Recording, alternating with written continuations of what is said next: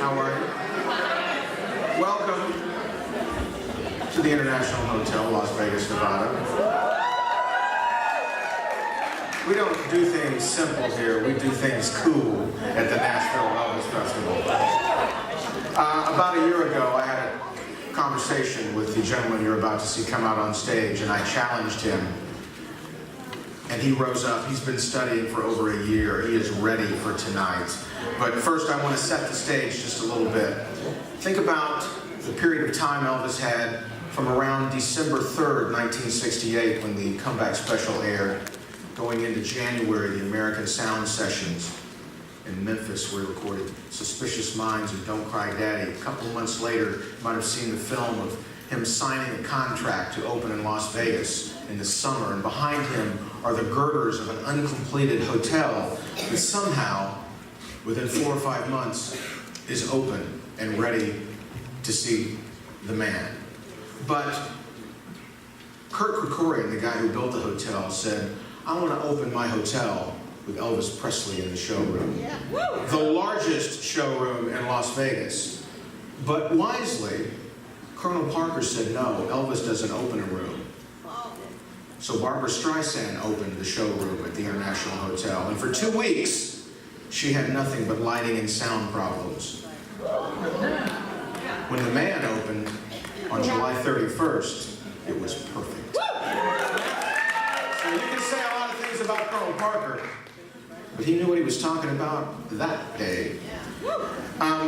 Opening night, July 31st, 1969. Elvis has not performed in front of a live audience since 1961 when he did a benefit in Hawaii for the Pearl Harbor Foundation.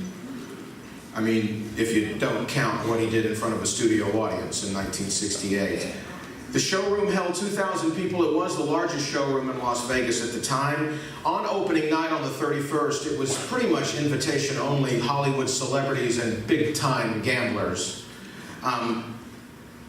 The showroom was something that Elvis had been in and been working and rehearsing, so by the time he was ready to go on stage, he knew the room.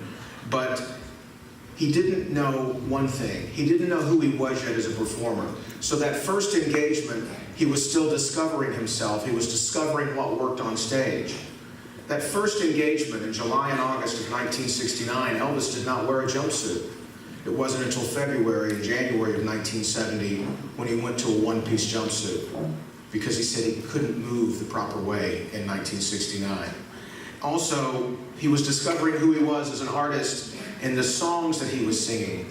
He had a library of hits, but by the time July and January of 1970 rolled around, he had new hits like Suspicious Minds and Don't Cry Daddy, but he was also really influenced about what was going on in contemporary music, so he began doing his versions of songs that were on the charts, especially a song by Neil Diamond that he really loved. By the end of the run, in July and August of 1969, his first engagement, he had done 29 shows, and he did 2 shows per night for that month. Opening night in January of 1970 saw another Elvis, an Elvis who was ready. So tonight what we present, it really is 2 opening nights melded into one. But I want to welcome you back to the International Showroom, July 31st, 1969. Dean Z recreates the Elvis Las Vegas experience.